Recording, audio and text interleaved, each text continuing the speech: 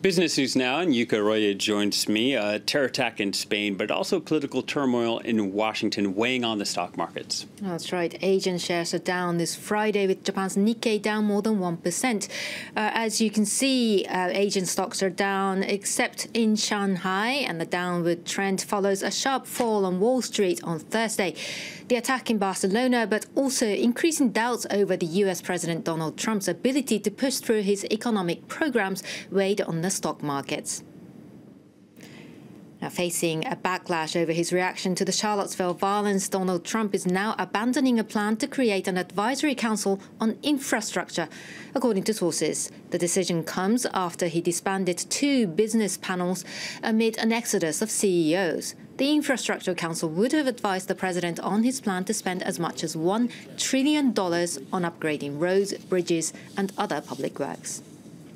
And the events in Charlottesville have also prompted a number of social media platforms to ban neo-Nazis and white supremacists.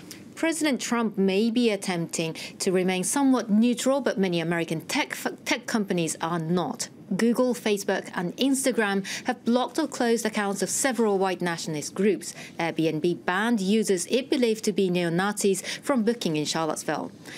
Many of these companies have long insisted on providing their services indiscriminately, and the choice to intervene represents a significant shift in policy.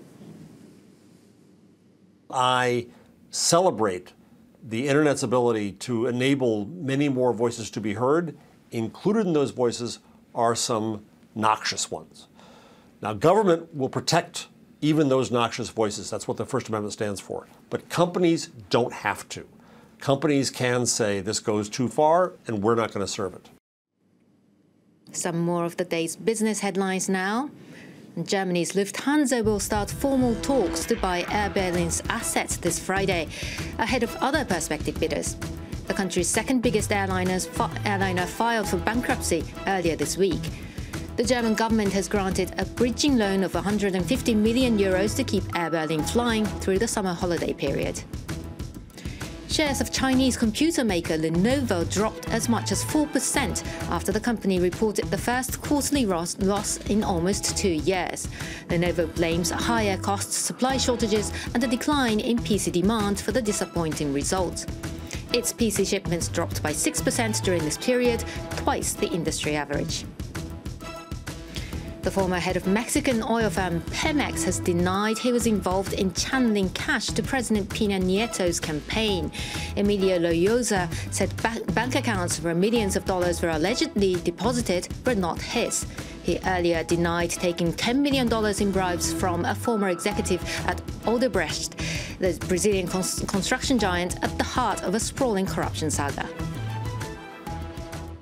And finally, a bit of good news. We could use it this morning. This coming from the French economy and focusing on jobs.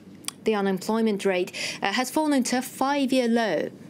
Latest data released on Thursday show the jobless rate in the April to June period fell to 9.5%. That's the lowest level since early 2012, before the election of the former socialist president François Hollande.